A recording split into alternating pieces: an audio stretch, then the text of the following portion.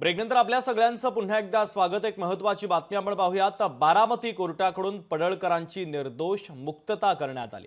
शरद पवारांसंदर्भात त्यांनी वादग्रस्त विधान केलं होतं। याच प्रकरणी त्यांची आता निर्दोष मुक्तता करण्यात आली।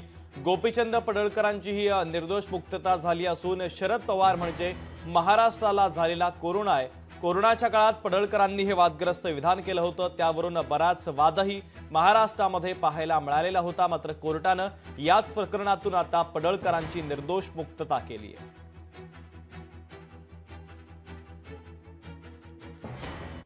आज रोजी या कामी कोर्टाने पडळकर साहेबांचं स्टेटमेंट रेकॉर्ड करून त्या कामी दाखल असलेल्या गुन्ह्याच्या अनुषंगाने व झालेला पुरावा या अनुषंगाने सर्व पार्श्वभूमी पाहता कोर्टाने आज रोजी गोपीचंद कुंडलिक पडळकर साहेबांची या केसमधून निर्दोष मुक्तता केलेली आहे।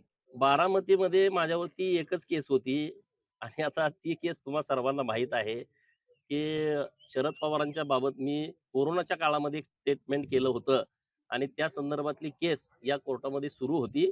मेहरबान कोर्टाने मला आज त्या केसमधून निर्दोष मुक्तता दिलेली आहे। लोकशाही मराठी ऐका, पहा, जागरूक रहा।